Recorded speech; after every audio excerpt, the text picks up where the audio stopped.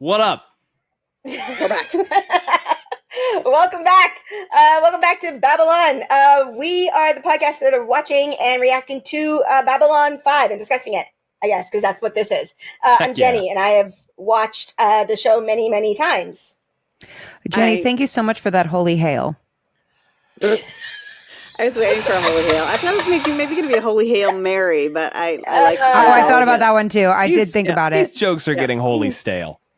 Oh, I like that one too because I'm spelling it differently. WHOLLY. Yeah. Yes, exactly.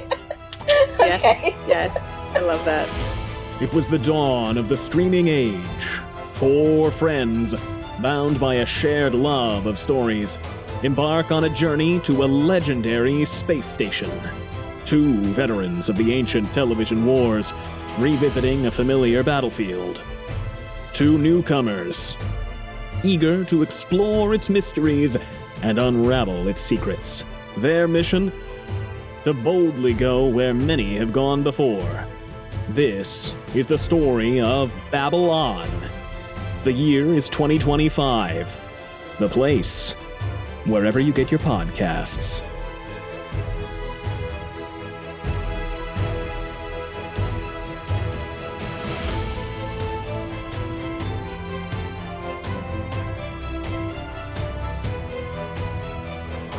I'm Jen. I'm a screenwriter, showrunner. I'm a Babylon 5 watcher who watched it back in the day and missed a lot and missed a lot of season 1. Mm-hmm. I'm Gus. I'm Gus. I'm an actor and first-time watcher having a great time. I'm Allie. I'm a screenwriter and an actor and a first-time watcher of Babylon 5. Yes. And the holy jokes are because we just watched an episode called Grail. And Get it, Charlie? Yes, there you go. What'd you think of this one? Hey, you know how they're going to get out of that holy jail? Ooh. Holy bail. Hey! There you go. We'll start there. Yeah, that's where I started. We killed the holy snail. I've been holding on to that one. Oh, because it was, yeah. That's good. I was looking for a way to do holy snail. We did have a literal snail monster, didn't we? Yes, we did. That would have been smart. Like a snail. Yeah. That was smart of you. Good work. Thank you. You know what? This is definitely of all the episodes that I've watched, this is absolutely one of them. And you didn't like it? I did not like it. It was absolutely fine. It was completely fine. I'm going to ask, is it better or worse than TKO for you? Miles better. Miles Agreed. Better. So much better than TKO. Which Allie, by the way, didn't watch and still hasn't watched and may never watch. It's incredibly not with that ringing pivotal. Endorsement. It's incredibly pivotal. Yeah, Allie, you can kind of treat TKO the same way. Like I'm finding all the holes in my memory as we go of things I never saw. I think you're okay with missing TKO. Yeah, allow that to be a hole.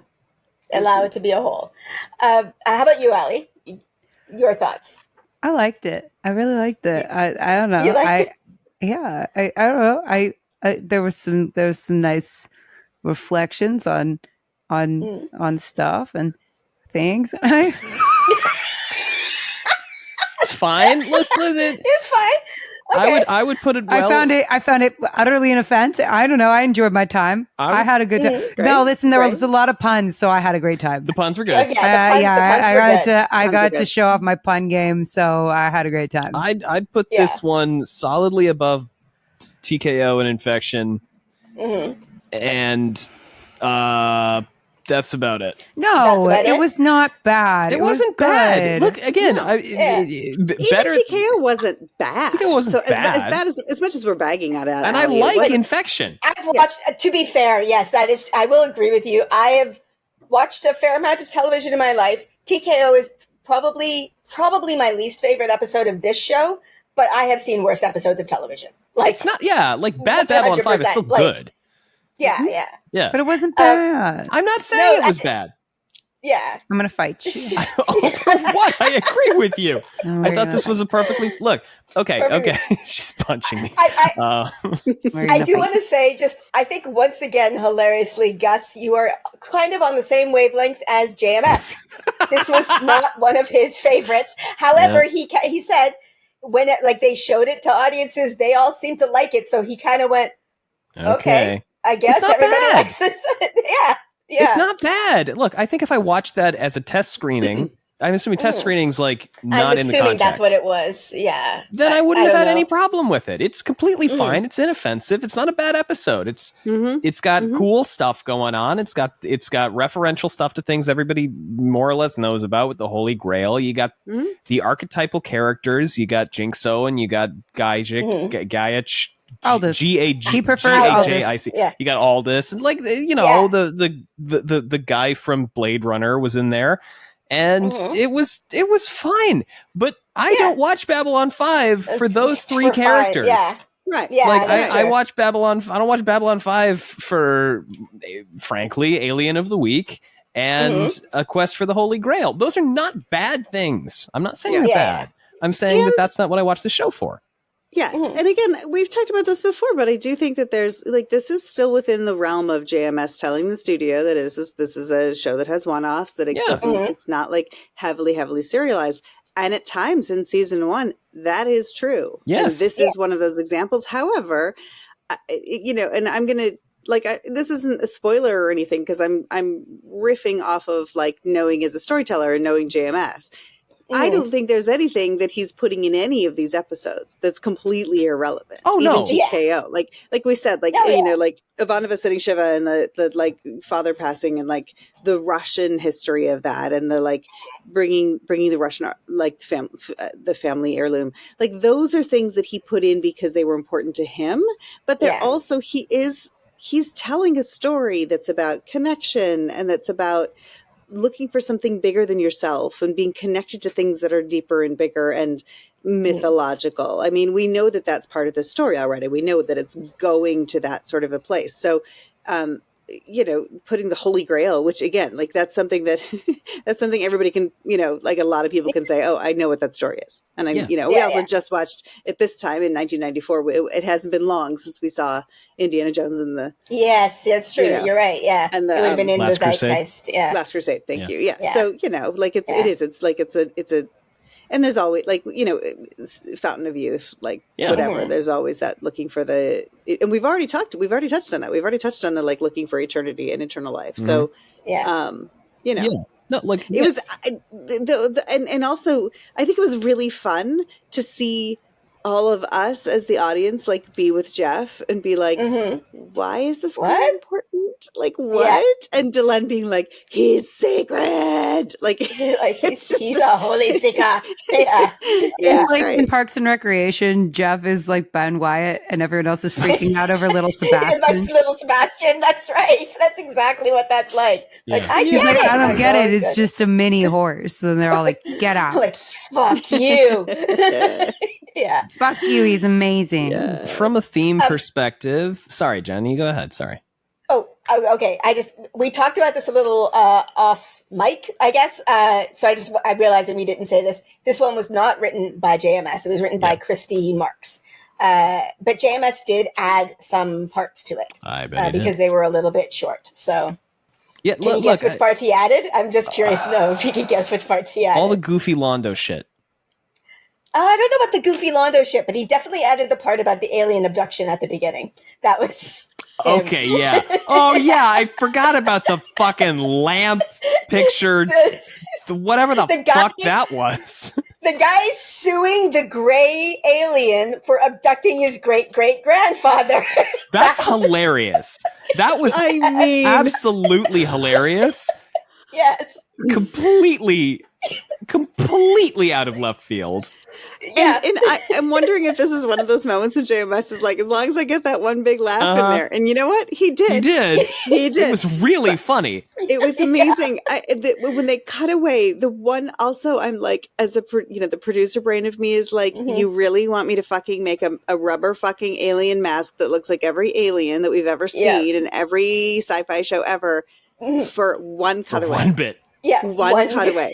They just turned to the alien for a second, and the alien's big eyes and his big old forehead, and he's like, "What?" And and it was such a fucking gag. It was such a gag and so ridiculous. And then yes, like with the stop sign that he was holding up, the symbol. But I think it was supposed to be a UFO with he was abducted. Like Maybe? I think he was admitting that he did it. I think he's like, maybe guy on I'm Earth guilty. to the ship. I'm guilty. I think he literally said, I did it. My grandfather did it. God. It's true.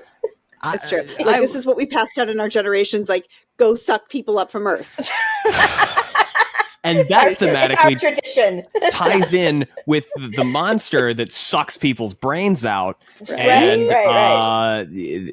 yeah, I think that's all I got. We just introduced the court system. Yeah, no, look. There's the ombudsman. Thematically, sorry, Jen, go ahead. No. Thematically, yeah, I get it. It's good. It's fun. I really like that we're like putting value on Aldous because he has a passion, he has a quest. I like that. That's great for the Minbari. There's lore stuff. There's a lot of good background character development, world building-y stuff here. I don't think the Holy Grail will be coming back, but I don't know. I've been wrong before. It could actually. I really could if he's getting that specific. But yeah, I think the reason why I bump up against this is because the A plot was about none of the main characters, and the B plot was about none of the main characters. And the C plot was a cutaway gag with the gray alien.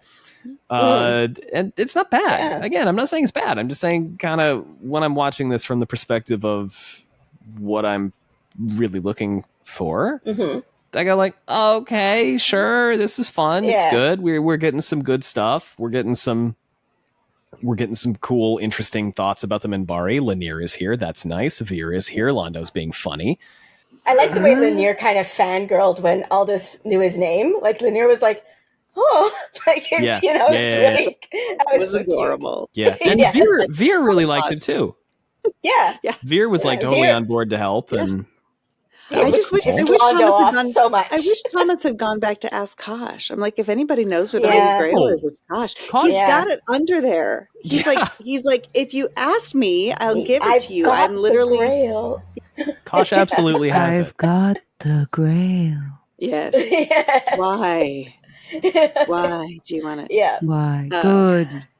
They're like they're a little scared of you. Good. That was great. Good. Yeah.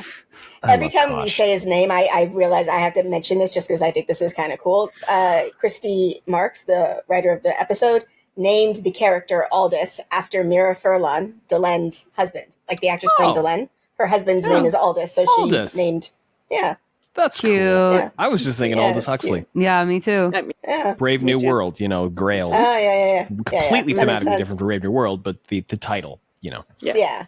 But also because I was actually kind of going down that path as well, with the idea of creating your own fate or your own luck or your own the curse luck thing was really fun and interesting. I liked that actually. I really liked that. Yeah. Are you the curse? And then because it was also really confusing. It was an interesting way I love a script that unfolds the things as we go. It's not as common in the JMS scripts we've been reading so far. I mean, all of the scripts, it's not as common. They're spelling it out for us from the beginning. So this idea that when the judge is like, get your ass off this Babylon 5, and Jinx says can't go. Yeah. We didn't know why yet. Right? And I was thinking, is it because he thinks that he has to do this thing that bad guy from Tron, from Blade Runner, I was trying to figure it out. And so that was fun and confusing for me. And I love it when later he reveals, no, I can't go. And I'm willing to sacrifice myself basically because I think that I'm the only thing keeping this space station afloat. That was cool. And I can't be too mad because we got a Babylon 4 mention. I know. I was going to say that's in there for you, Gus. That twisted and phased into some other dimension. It seems like that's pretty cool. And then people saw it. He said it wrinkled. Yeah, wrinkled. Watch it happen. Yeah. That it didn't disappear some ships showed up and they were like, the station's not here anymore. People actually watched it vanish, which is pretty cool. Yeah. Any thoughts on that at all? It's coming back. Now, if it's disappeared via wrinkles, it will come back in the same place. And I hope they built Babylon 5 30 feet off to the left so they don't phase back into each other. 30 feet off to the left. Well, just in case. Damn it. Just in case. Oh my God. It's coming back. It has to come back. Come on. We've mentioned it twice now. Okay. What do you think, Allie? Is it coming back? Yes. Can you make a Holy Grail joke about this? Hold on. I really didn't tee you up well for this. I apologize. Why would you? You can't pressure a pun. You don't have to. I just thought you might have one. You gotta follow that holy trail. Yeah. There we go. Damn it. Damn it. And deploy your holy solar sail. Gotta breach out of subspace like a holy whale. Maybe, Ooh, there you go. That was terrible. Don't do that. That didn't deserve anything. Nice. We can pretend I never spoke. Okay. Since episode 1, I think people would be happier. All right. No, don't say that. Sorry, I'm fucking That's with you. not. Okay. I'm sorry. It's not I'm nice. kidding. Your brain hears the mean things you say. I was joking. I'm sorry. Okay. I'm sorry. Yeah. I'm sorry. Just saying. I liked that his name was Thomas. I actually hadn't thought of Thomas Aquinas. I mentioned in the last one. I grew up very religious, so my brain immediately went to like doubting Thomas. Yeah, I went that way. I went down that route too. Yeah, which I thought was interesting, like doubting Thomas coming into his own, doubting himself and then coming into his own kind of faith, which I thought was kind of a cool way to go. And if you came here from the reaction, I know you're curious as to about the cat in my life named Lucky Thomas. I'll give you a quick rundown on that. Yes. So my husband and I lived on Thomas Court, and we in Northern California, and we had this random cat who just started showing up at our house, and we didn't want a cat or look for a cat, but this cat would we'd open the sliding door, and he would just walk in and play in our curtains, and he was really sweet. And so I went to the shelters, and I was like, and he was so clearly not suited to be outside, because he would go outside and flick his paws because he couldn't stand getting mud on his paws, and he was we were like, this is a stray. So I went to the shelters and tried to see if I could find his owner. Couldn't find his owner. He was just adorable, and we were finally like, okay, we're going to write to our landlord and ask if we can adopt a cat. We weren't supposed to have pets, but we just fell in love with this cat, and we were ready to. And he would curl up on David's chest and fall asleep. He was so sweet. And so one day, it was literally the day we had written the letter. We were about to put the letter in the mail, and our neighbor pulled into the carport. We shared a very small little drive with a few other neighbors, and this neighbor pulled in, and all of a sudden we heard, Lucky, Lucky. And Thomas, the cat, went, hoink, and my gosh, ran out the front door. We've been feeding this cat for months. This by close. the way. Oh, wow. Yeah. This yeah. close. Yeah. And he was lucky. He belonged to the boy 2 doors down, and he had been two-timing us for months for extra. They do that. Them, actually. Yeah. They do that. Cats do that. Yeah. They're so sneaky. Yeah. So then They after do that, we that. called him Lucky Thomas, because we called him Thomas, but they called him Lucky. So Maybe that's what Kosh was doing. Maybe he is actually the creepy brain suck monster. Hold on.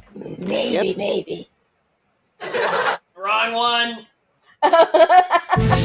Maybe Kosh is the brain suck monster, but he's also a normal guy doing normal guy things. And he was going downstairs and getting his suck on with people's brains. And then he would go up and be cryptic. That's my theory, and I'm sticking to it. Did you just say he went to the down below to get his suck on? I think that is I what think you just said. That's what I said. I'm sticking by it. I'm locked in. I can't take it back now. No, you Just don't can't. forget your brain wipes. Oh, God. Don't forget the brain wipe. I think this might be the first time we've heard the term that is used Down for below. people who live in the down below. Yeah, Down below is lurkers? lurkers. Lurkers. You do not know this, Gus. Actually, I don't think anybody knows this. When I was thinking of doing this podcast, I had a name for the podcast all in my brain, and then Gus went and I feel you, Allie. He was funny, and it pissed me off because I was like, "Fuck, that's a much better name than my name for the podcast." Is it going to be lurkers? Lurkers in Babylon. Lurking in Babylon was my thought for the That title. would of have the been podcast. pretty That would good. have been good. Lurking in But then Babylon we would is have good. been questioning the really whole good. time what a lurker was until now. Yeah, exactly. I mean, it's not that far into a 5-season show, but still. Anyway, that was that. So trying to think of other things to pull out, because this episode feels to be very thin. It doesn't feel quite as deep as others. But did you notice the name of the ship? I'm sorry the down below wasn't thick enough for you. Did you notice the name of the ship that Thomas/Jinxo left on? I have forgotten. Please remind me. It was the Mary Celeste, which JMS thought was quite funny, and so do I. He's like, yes, he survived 5 Babylon 5 stations, and then he leaves on a ship called the Mary Celeste, which, do you know the Mary Celeste? It's one of the ghost ships. Yeah, okay, that's what I thought. Yes, it's a ghost ship where people discovered a ship floating in the ocean that was just empty and everybody's gone. So that's pretty clever. Yeah. That's pretty People good. are giving their ships very, like Achilles was in a previous episode. Mary, these are not names to name you ships. want invulnerable feelings. Yes. Like the Titanic. Nothing could ever happen to a ship called the Titanic. Or the Endeavor. Completely unsinkable. What about Lusitania? That's got a nice strong ring where I was to going it. to go. You know what else I think would really be a banger? Edmund Fitzgerald. Yes, Lock absolutely. that shit in. Edmund Fitzgerald. Yeah, which was nobody that ever one? wrote an entire song about the sinking of the Edmund Fitzgerald. You don't know the song? No, I It's don't. a great song. You would know it if you heard it. And there was a One Idol parody of Edmund Fitzgerald. Yes, this year. there was. Very good. Yes, there is. It's also one of my favorite beers. Is the Edmund Fitzgerald Porter from Great Lakes Brewing Company. It is a Wisconsin beer, I think. All right. But a Great Lakes beer. I was going to say it would have to be like a Great Lakes, Very, very Edmund good. Fitzgerald and everything. The feeder, I think, was their first fully CG alien. That was very well done for 1994. Wait, what was? Yeah, The I was feeder? going to say the feeder. Not when it was a tentacle. When it was a tentacle, it was the tentacle's practical. Yeah. That was a puppet. But when it comes out, it's fully CG. Yeah, it was pretty good. It was comped pretty well. Yeah, pretty well. They did a nice job of lighting the room as well, so that they could hide the. It was great. Mm-hmm. That was really well done. For the time period and just period. Like it was just good. The time period period. Yes. Okay, so I just want to go through, I guess, the different plot points, or the characters. Let's go character by character. Start with, of course, Jeff. Let's start with the Jeff of it all. What you think's about the way he reacted to the Seeker and all of that? Well, thinking about this a lot because Jeff is religious more than many other characters, and you might think that the religious character would be more gung-ho for the seeking of the Holy Grail. But it also kind of makes sense that he's like, this is ridiculous, because he's like, no, you're not going to find it. It's a religious artifact. You can't find it. Whether it's real or not doesn't matter. Yeah. You can't find it. Even if Jeff believes that it's real, he's like, it's not a thing you're going to find. We obviously, there was a cup. Like, we know there was a cup. But like, whether or not he believes there's any significance to it, he's like, it's a cup. He's not going to be able to find the damn cup. That was interesting to me, because I would have expected Garibaldi to be the one who was the most cynical, the most like, whoa, what, this bozo stinks, or whatever Garibaldi is that he was going to say. Those bozos. Dang, darn it. Yes. Shoot. I felt like that was a little that was a disconnect for me in the early stages, because I expected him to be like, seeking the Holy Grail, because he has said how important his faith is. And he didn't say say something like, no one's ever found it, it's not meant to be found. He said, it's a myth. It's a myth. Right. Yeah. Its existence is a myth. And I was like, wait, what? Because it did feel like we've really been playing up this Sinclair faith element for several episodes now. And it felt like he was so skeptical that just didn't He's like, sit well for I me. only believe that my things that I believe are a possibility. Everything else is doohickey. Is deuces. Deuces. Oh God, deuce. Deuces. Do we know what denomination of religion? I assume he's Christian, but I've been burned before. Do we? Yeah, Jeff. Jeff. Catholic. Has he mentioned it? I don't know if he's mentioned it. I feel like he said Jesuit at one point. Yes. Okay, then you're right. Yeah, He's he did mention it. Yeah. I don't know if he's a Jesuit, but he went to Jesuit schools. He's from a Jesuit background. Yes. Okay, so he was in Shogun. Yeah. All right. So. Yes. How did the Jesuits feel about? I thought it was interesting how he immediately deferred to Delenn at the beginning. Like, she's coming and saying, "There's a really important person," and he doesn't go, "Oh my God! What? We have to find out who." Like, he's like, "Oh, she says he's important. Let's go." Well, like, he's gonna listen to his wife. He trusts his wife. Okay. You should always trust your like wife. he said. Yeah. You should trust your wife. I'm not telling him to say any of this. No, of course you're not. And you're not punching him right now either. I felt like though, Nope, I felt not like at all. I recognized Jeff's choice there in myself, which is the shit. I think I'm supposed to know about this, so I don't know about it, and I'm just gonna play along and pretend I do. Right. Quite funny. I do that a lot. In case you haven't noticed yet, 15 episodes in. So yeah, I was like, I get that. I see you, Jeff. Jeff is me, and I am Jeff. Yes. Yeah. And of course, then there's like the whole Minbari thing of they really revere people. Yeah. Love they revere that. seekers. I love that. Mm-hmm. I love that. And that makes me... Okay. Lore, speaking of earlier, I go like, this doesn't really have a lot of stuff that ties in. And the comments are like...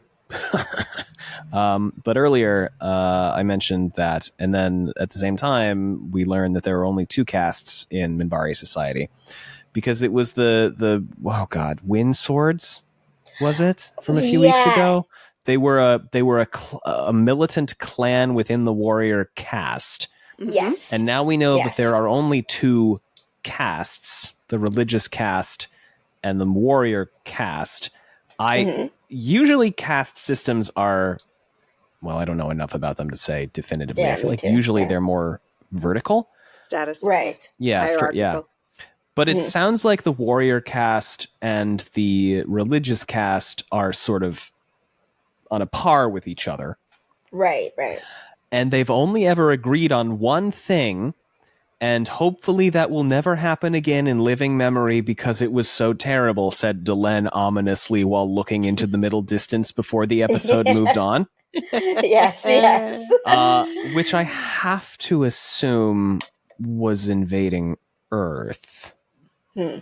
I mean, like the only, like I'm thinking, I'm working with the tools that's all we that have. You would know. Yeah, it's the only thing I would know of. That's the only piece of information I have that the Minbari have done that could have been catastrophically bad, and then they didn't because they found Jeff, and maybe Jeff is a seeker somehow, but I don't know how or why.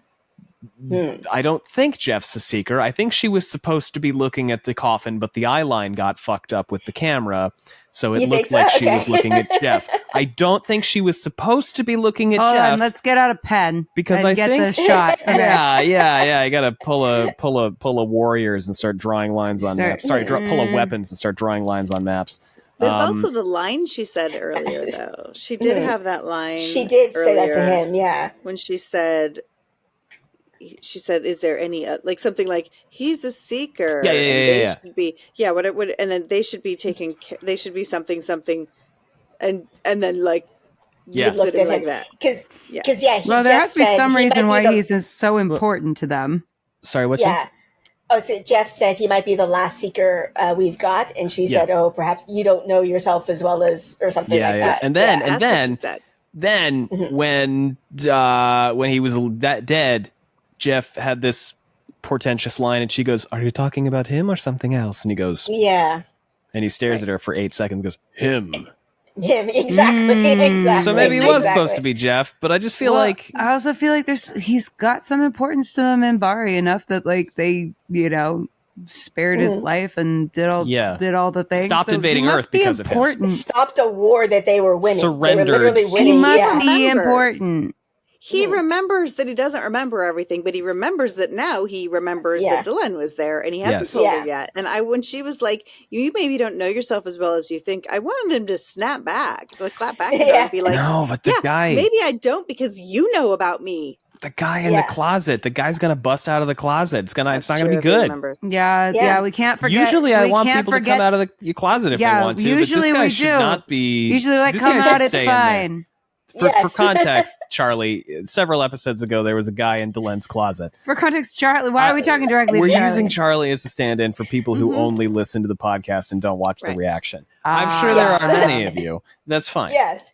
But you're all named Charlie now. Yeah. That's the way it is. And everybody, we don't know their name is Daniel. And people who listen to the podcast are named Charlie. That's what we've decided. So, yes. I see. That's simple. Okay. I'm caught up now. Yes.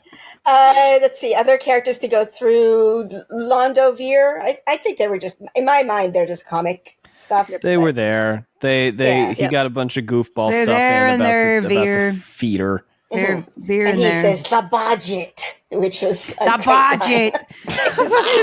I don't care about the budget. About the budget.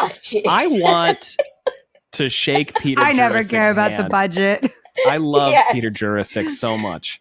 I don't care about the budget. The budget. But I have to say, Gus, your voice work in this podcast and in the reaction, when you start doing whatever rando on screen is speaking, I'm like, I start to look really close at the subtitle. We're watching the captions, and I'm like, wait, did they say that? I didn't see that in the captions. Because sometimes the captions are a little different, and then I'm like, oh, no, it's Gus. No, that's very sweet.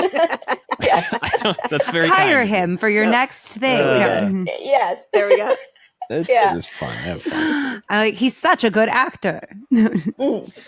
Everyone happens to be a character in a show that I happen to be writing for. That's true. That's I true. am. So is I was in the Allie. episode that just came out. Oh, wait. So is she. So am I. And we got a comment on the most recent episode where it was like the waitress is MVP, and I was like, actually, I'm a bartender, but that's fine. I can't announce what it is yet, but I am in a video game, a chapter of a video game that's coming out soon. So when I can share that, I will. I have something to share as well that I can't share yet. Yes. I want Gus to be a villain in a video game so I can play a game and be like, I killed Gus! That's what I really want to be able Maybe to do. someday. Interesting. Yes. Maybe someday. Maybe one day. Sorry, no. I don't want him to be like a romanceable character because I don't want to romance Gus. No. I want Right. No.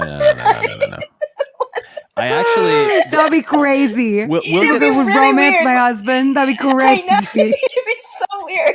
We'll get back to Babylon 5 in a second, but yes. I want everyone's fan art. No. I also got got asked to submit a tape to do a romance audiobook. And if I book that, I will not be recording it under my actual name, and I will not tell any of you what it is. Not because I'm not proud of it, but because I don't need that kind of attention in my life. What? I'll tell you guys. I heard Kate Redding talk about this. She was like, if you do romance, maybe be careful with your name, because I got a lot of letters from folks who felt very passionately about my because work. Even your Kate Redding is amazing. That was Kate. You were being Kate. That was incredible. Thank you. I know it's really unfortunate because he can imitate me at any time. You I have trouble with. You do? Yes. That's because I'm just such an I spend enigma. so much time with you, and you can't imitate me very well. No, he does imitate me. He does imitate me during fights and stuff. He'll do. Well, yeah, but that's to break up the tension of the fight. Yes, exactly. Yeah, It works every time. It does. Works every time. Anyway, I'm sorry. The show. Anyway, Look, let's get back to Babylon 5. it was good. Babylon fight. No. Yes. I liked it. I mean, despite what you may think, I did like it. I know. I just didn't like it as much It's as... just, as like, say, signs and portents. How dare you? I didn't like anything as much as signs and portents. That was like... No. Yeah, it's a high bar. It's a pretty high Every bar. time Andrew Garfield shows up on the screen, I'm going to start frothing at the mouth. Yes. I want the shadows back so bad. I need them They're back. probably never coming back. They're probably never. I don't believe you. Yeah. I think you're a charlatan. For sure. It was a one-off. Yeah, really no bearing. Pretty much on a it. one-off, and they were never going to find out about B4 or No, Jeff's no. missing day or Jeff's any time. none of this is Londo getting and, an answer. Where's Kath? That's... You know what? Where's I've been Is thinking about that. Kath got introduced and then had a follow-up episode. She's been surveying. And then she's just been on that planet. Or maybe because the last time we saw her, they were towing her back. No, she got towed back. I was going to say, maybe they like stopped for a bite and they went on a crazy side quest. Nope. No, She came back and had a really cool conversation with Jakar. So. Yeah, about ants. She's got to go survey. Yeah. Can't a woman survey anymore? It's her job. It's her job. Can't a woman? Maybe she found some more weird prospector guys to tell her things. of my favorite activities personally is finding weird prospector guys to tell me things. Yes. It's my favorite thing to do. I like to survey and talk to weird prospector men. Those are my two interests. Your hobby? If you're a weird prospector, drop us a line. I'm sorry. I would like to talk to you. I guess the only other thought I have for a question, it's the only other ambassador we really met this episode, Kosh. Any thoughts on what he said? He's innocent. Kosh is great, and I like that he doesn't want people to feel comfortable around him. I mean, look, what have we gotten of Kosh primarily? He's aloof. He's more powerful than everybody else. He doesn't like Andrew Garfield very much. He's a huge fan of daiquiris, and he likes to fuck with Talia. He likes to fuck with Talia and with people who. Where is Talia? Talia also fucked off. She got Kosh got your trauma to her. And she's been in therapy for 8 episodes since then. We haven't seen her in a minute. We haven't seen Kath in a minute. Steve showed up. That was nice. He kept his medical license. I don't know. I mean, Kosh, it makes sense to me that he doesn't want people to be comfortable around him because his robe is so big because it's full of secrets. So he doesn't want people to get anything out of the secrets, and he doesn't want people to feel like he's a chummy, approachable person unless they are the vicar. Saying that though, I am surprised that Kosh didn't say, "I'll be taking the environment suit that got stolen." It was a fake. It was a fake. Yeah. I guess it was just completely a fake. So it's not like he's worried about it actually giving away any secrets. No, I don't think so. Created them. It was just meant to look like the outside of the. Yep. Didn't even have the little sphincter on the faceplate. No, that's how you know. Man, there's a lot of things. Deuces and sphincters and wipes. Sphincters and wipe. This is too much. This is really why the episode is down low for you. It's down below for you. All of you with your poop jokes. What? What was that? Oh, I didn't get that. Oh, well, when you put it that way. Get that the entire. No, I'm messing. I'm kidding. Okay, I'm kidding. I think that's all I have to say before we leave. Do you have any other thoughts, Jen? I don't have anything else I want to ask these two. Yeah, I've never had a thought. Never? Okay. No. You've already been pre-mind wiped? So yeah. I've just been walking around just being a vibe this whole time. Oh no, look, there's the mind wiper. No! And there it is. The podcast audience is like, what happened? I'm sorry, That was Charlie. a visual joke. Joke. Charlie's don't get that joke. We had a sight gag just Take now. that, Charlie's. As they say in the business. We pluralized Charlie. Oh, that's fantastic. Okay. Well, love y'all. We'll get out of here. Thank you. Bye, friends. This was very fun. Bye. Bye. Ah, my friends! You have reached the most dangerous part of our journey, the Grey Council. Here we speak of things that must not be spoken. Secrets, betrayals, spoilers. If you are not ready, turn back now. But if you dare to proceed, I promise you it will be magnificent. Oh, Mr. Garibaldi! You have there isn't this one. I do honestly feel like it's a fine story. I like the feeling I have. Yeah, it's fine. It's not particularly deep. There is lore stuff in here, mostly like the before, obviously wrinkling because it's being sucked into a time vortex, which we will learn about in 1, 2, 3, 4, 5 episodes from now. But damn it, if Gus didn't figure that out. Because, honestly, when I heard him describing it sort of wrinkling, I imagined, when you're in space, it's a vacuum, blah, blah, blah, but the opposite. Like, I imagined it like a tin can kind of folding in. So I was like, I didn't even, initially think that. But Gus was immediately like, clearly it wrinkled and went somewhere else, and we're going to find out. And I was like, damn it. Yeah. Damn it. I mean, they're clever, yay, because they're really clever. Yeah. They're really clever. The note I did forget to bring up a note while they were there. I forgot. It was one of the things in the lurker guides, which is, I'm going to bring it up really quick. After Grail, we had a discussion with Chris about funny music. Oh yes, I meant to bring up the funny music too because Gus was so into that. It was hilarious. And in a full season of music for B5, this is the only discussion we've had of a critical nature, which is extraordinary for any series. He's done a lot of wonderful work for us. Yeah, I just it was like, yeah. Anyway, because there were like it wasn't as to. I find it funny that it was this episode and not what episode was it that had like all of the. Because there was one episode where the music was really, was whatever one with the arranged marriage, yes. But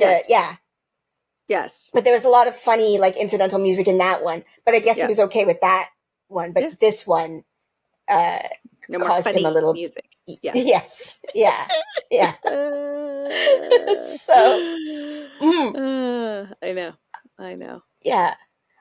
The other thing I feel like it's not specifically spoiler. I don't know how to describe it. I do think it is a bit of lore, though. The idea that there's a lot of lore actually with the Minbari. But the idea that the Minbari find seeking so valuable that they like the journey is important. And that almost feels, it was the line from a show, listen to the music, not the song. And you're like, that's sort of a meta way of like the show telling you that the way the Minbari view and the value, the idea of a seeker felt to me like a meta way of being like, this is how you need to view this show. It's like a journey. You have the journey is the important part. It's not like the mysteries are really cool, but it's the journey of, I mean, we've talked about this so much, how these characters go from A to, well, not even B, like A to Z, like their whole journey. Yeah. And knowing that as well, in our conversation last week about JMS wanting TKO to come later in the season because he wanted to have Ivanova's journey. Unfortunately, he's not actually feeding that journey along the way. So it doesn't, it's still in the same way that Gus was like, it didn't really pay off because we already resolved that. It wasn't, I agree. It doesn't really matter, even though his intention was to give us more time, for her to have that before that payoff came through, but there's just not enough time to set it up. It's also a really hard problem, even with 22 episodes. It's a really hard problem to service this many characters and let us all see all of their journeys, and then also throw in bits and pieces and lore and one-offs and cool aliens of the week and whatever else it might be. So, there's not an easy solution for that. Yeah. Regarding the Minbari and the lore, I was struggling in my mind about whether or not to tell Gus this. The show will say it, but Gus has such a good, he's got a very good memory for things that when they say it later on, he's going to remember that they said the Minbari only have 2 casts. They have 3. They have 3 casts. I feel like this is, I'm going to use the, Wheel of Time on this. This is like an Eye of the Worldism where they weren't Eye of the World being the first book in the Wheel of Time where sometimes there are things to the magic system that get more ironed out later and make a little bit more sense. That's what that feels like to me, that they hadn't realized, we need 3 casts. So there's a worker cast as well. And they'll I can't remember or not, but they'll either find a way to retcon it or not, or just ignore that they said 2 at this point. But I think that they just ignore it. Yeah, and I don't know that she necessarily actually says specifically the word there are only 2. I think she says there's a warrior caste and there's a religious caste, and when they agree, it's a problem. But I don't. It is Lanier that says it. But, me too. Right. Yeah. I'm not sure. Right. I'm not sure. Specifically, only is used. Yeah. The way I think I said this to you before, the way I retcon it in my brain, especially after having read that book that was written by JMS's wife. Yeah. Where they spent, you spend a lot of time on Minbar in that book. And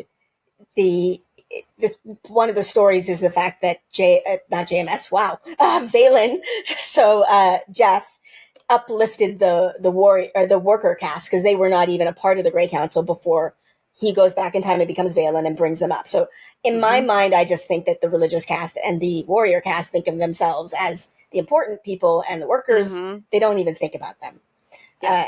Which later on, Delenn rectifies even more. So Valen that brings them up into equal, and then later on, Delenn's like, wait a minute, the majority of Minbari are warriors. Why are they getting the same voice as the 2 minority groups? the religious caste and the warrior caste are actually smaller than the worker caste, so they should have actually a larger voice. So that becomes a thing later.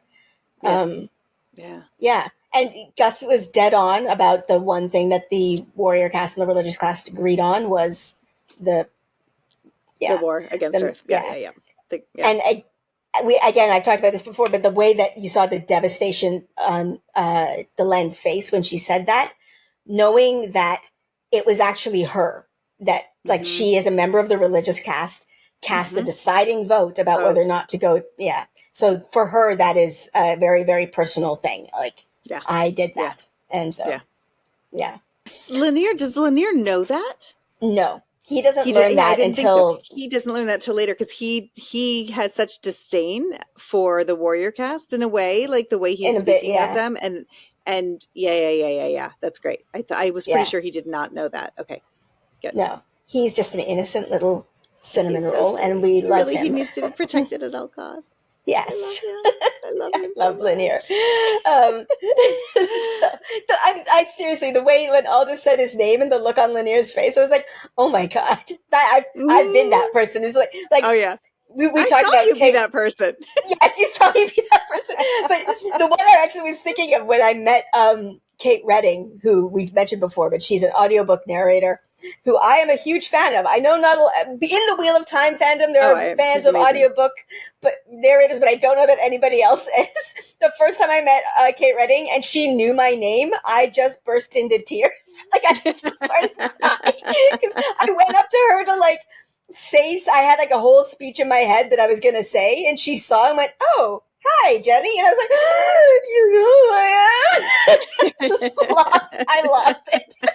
But now we're good friends, and whenever I see her, we have long conversations, and it's great. I love Kate. Yeah, she's amazing. She is incredible. She's incredible. But yes, that was a bit of a detour. I just love Kate Redding, and we'll talk about her at all times. Yes. Yes, for sure. I'm trying to think. Okay, the B4 stuff, the Minbari War stuff, Jeff. I guess Kay. I mean, there's a lot of like knowing who he becomes. Yeah, calling him a seeker, like that is.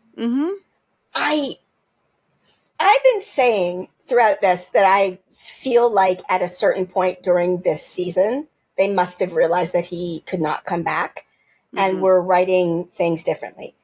I don't know how much that is true. I actually went back and was looking at his autobiography to see it because I don't know how do I say this? It's not that I think that JMS would be being dishonest or anything. What I mean is I feel like he's talking about another person's mental health journey, so he doesn't want to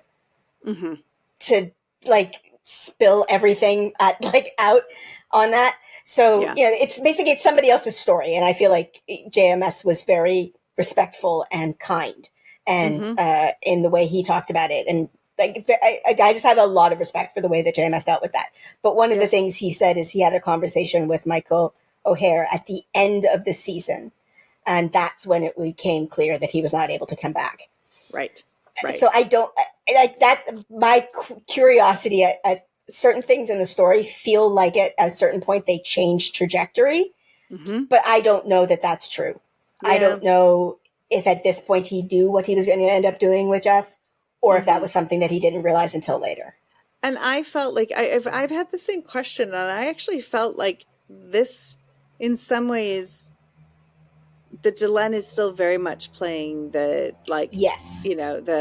I'm eating the fruit and giving it to you, and we are going to have a future together. Yes. And I don't know how much of that she knew necessarily at the time either. I don't know how much JMS shared with the cast about where their characters were going, but it is, it's a little bit, it's interesting. But I also think that, I think the other thing is, though, I think there's more to this episode. There's more nuance, and there are more layers in this episode than Gus is giving it credit for. Yes. Because just in the fact that like we've talked about souls and eternal life, like that theme has come up and come up and come up and come up, and whether it's eternal life or whether it's like whatever, but like our old souls and old lives, but the idea that he's looking for the Holy Grail, which will help humanity continue on. Like, we know the Holy Grail from, you know, we know it grants eternal life, but my understanding of it has always been like for the person who drinks out of it,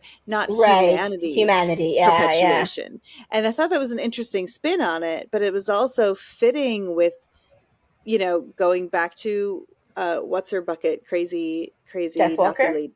Thank you, Deathwalker, with her syringe of super juice, the forever juice, you know.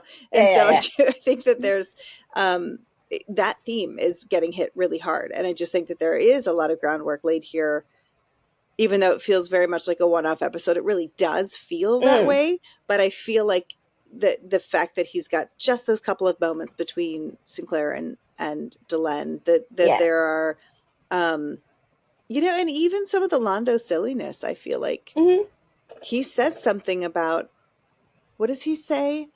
It'll be the end of the Centauri. Oh, you'll efficient us into extinction. Yeah. Yeah. But I'm like, that's not a throwaway line. It's not a complete throwaway line. I feel like there's some aspect of, I feel like there's a lot of foreshadowing in this one. And I'm excited as we go to like come back and kind of revisit some of the just little tiny things that were dropped in this one. Cause I think there's a lot more than it seems like there should be in what feels like a just silly episode. Yeah. It's not silly like TKO, no, it's not that level. Just going back, they were saying, Gus and Allie were saying they missed Kath. And she does come back. I know she's in the season finale. I don't know if she's in any episodes between now and the season finale. But that's another reason where I'm not entirely sure. Like, I feel like if they knew that Jeff was staying, Kath would be more present because she would be there to be a point of conflict for the relationship between with Delenn. But she shows up in the season finale. Yeah. And I don't remember her between now and then. So she's just not really a presence. Yeah. So I don't know. Yeah. I really don't know. And it's so long ago that I don't even think that anybody who was there knows at this point. Well, and honestly, I mean, like you said, it's not that I don't believe that anything he's saying is like accurate. Mm-hmm. I know that especially when you're deep in a show like this and things change, and like as you go, things change. I never remember when I had the idea to go down exactly. It's like, you know, you're like, oh my God, that makes such good sense. And then you're like, oh yeah, I kind of thought of that like 3 months ago, but I didn't actually do anything with it. And then you don't remember when you thought of it. You don't remember when you started making those choices and those decisions and those changes, and how much you really did know about whether what was going on with Michael O'Hara or not. Like, I do think it just gets muddy in retrospect. I don't think people necessarily remember it perfectly clearly. And especially like, you can't even go follow the paper trail because they wrote episode 1.13, but then it aired in 106. Yes. You know what I mean? Like everything's like screwed up. Those numbers are not accurate. I know that there's but you know, that's the thing too, is like you write something and you're like, yeah, I wrote that after this. Oh no, I didn't. I wrote it before that. Yeah. So I just, you know, we may never know because it is shockingly, JMS does document the shit out of all of this. I mean, the Lurker's Guide is amazing because it's real time. And it is really fun. That's the reason, because it literally is pulled from forums. So, and like JMS documented, but whoever, I love whoever put together the Lurker's Guide, because that means somebody went through all of the old, what were they, like ICQ at that, like whatever forums, and pulled out everything JMS said and put them on the right episode. Like, that is a labor of love. Yes. Oh my God. Yes, it is. And we are grateful. Yes. So grateful. But yeah, I do think there is a lot in this episode that hints at forward stuff, but talking about the actual episode, it feels kind of thin. Like, I like Thomas. I like that story. Yeah. It's sweet. And I really do have to, like, that moment where Aldous reframes it, I love. Like, that's a moment where I'm like, that is something everybody needs in their life. Somebody to come in and be like, let's just take another, look at it from another angle. And it's one of my favorite things to write about. I mean, I've written preschool episodes about kids. I mean, it's some of it's actually the same thing, but like kids who have a lucky rabbit, not lucky rabbit's foot. We don't do rabbit's feet in children's television. But has a lucky talisman. Well, yeah, but like they have a lucky talisman, and then they think that that's why they keep winning, and then they lose it, and then they still win, or they have it and they don't win, and they realize that it is much more about themselves. I just think that that's a fun lesson to tell in all genres of writing. I love to hear that story again and again. So I really enjoy that as well. Of and also it's a little bit like you can write your own destiny. Yes. Which is interesting because this story is so much like, here is what your destiny is going to be, but it is based on the choices that you make. And it's nice to visit that theme here. I just happened to look over and I saw Claudia Christian's name, and that last line just cracks me up. There's no boom today. Oh my God. Boom tomorrow. Was like, it's so funny because I was starting to make that joke, and then she made it, and I was like, right, of course, because that is why I love your character. And this is funny. I should just share this because, I feel like JMS wrote that line as well. There's a very, very good friends of ours many years ago, actually at this point, but some of our closest friends back when we first moved to California were a couple from Russia. They were from Minsk, and he was always miserable. He was always complaining, and he was always miserable. And one day we asked him, we were like, "What? Why are you always why are you always see the worst in everything?" And he said, "Somebody has to suffer. Somebody has to suffer. It is the Russians who must suffer." He was like, it's his cultural identity that he has to be the suffering one. He has to suffer. And her being dark about it, just being like, it could be tomorrow. We could be dead. It'll boom tomorrow. It was just so, to me, it was the perfect epitome of that, that little cultural touchstone I have with, with Russian culture that I just love. And maybe I am speaking badly. Maybe every other Russian in the world might be like, what the hell was he talking about? That's not how we feel at all. I have a very, very limited sample size. But when she said that, I just loved it. And I was like, I love that about her character. I love her so much. I mean, I know I say this almost every week, but in this, when we watched the second episode and she was there and they were like, what, where the hell, where's Takashima? And I was like, just wait, you will love her. Yes. So good. Yeah. Anyway, I think I'm done. I'm just looking over everything on the Lurker's Guide. I don't think I have anything else to say about this episode. Do you? Nope, I don't. No. Okay. Weirdly, we did not hit 2 hours on this one like we did with Amazing. I know. But yeah, thank you all for joining us for this episode of Babylon 5. Next week, we are doing, is it Eyes? I think it's Eyes. Set it up. I think it is. Yes. Which I think is another Everybody's Suspicious of Jeff episode. Yes, it is. So that one will be interesting for Gus, because he's all about our Jeffrey. So join us for that. And yeah, if you like this podcast, you might enjoy our reactions, which you can check out on YouTube. You can get the full, I always mess it up, full version unedited. of the, thank you, unedited version on our Patreon. And subscribe, rate, review, and other stuff that I'm sure is relevant. Do that. And join us next time. Bye. Babylon. Babylon.